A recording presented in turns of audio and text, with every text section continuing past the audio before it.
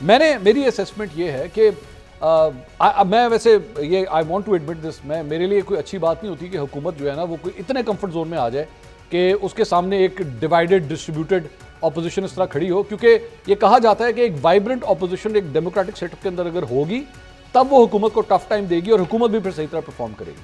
لیکن کیا یہ حقیقت نہیں ہے کہ جو سچویشن ہے وہاں پہ تو مجھے حکومت فی الحال تو کمفرٹ زون میں نظر آ رہی ہے؟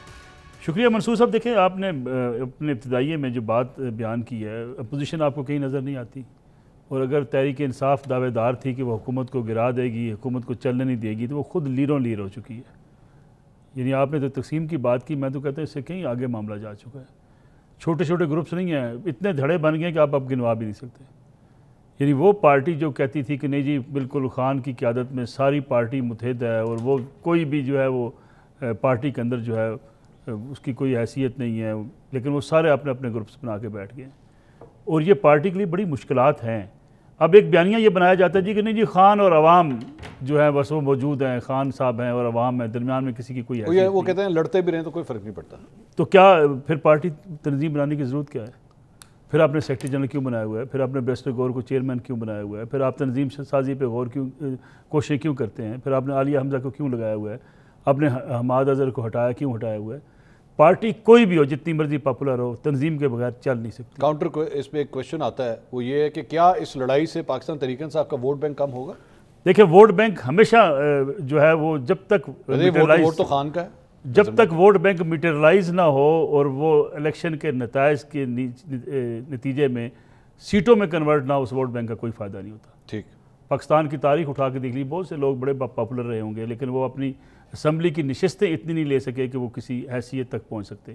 ٹھیک ہے، مان لیتے ہیں جی عمران خان صاحب پاپولر ہیں، الیکشن لڑنا عمران خان صاحب نے ہر سیٹ پہ.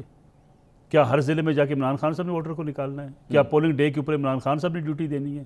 کیا جب تک آپ پورے پاکستان کے پولیٹیکل سسٹم کے اندر آپ کی تنظیم موجود نہ ہو آپ الیکشن نہیں جیت سکتے، جتنی مرضی پاپولیرٹی آپ کے پاس ہو. ٹھیک.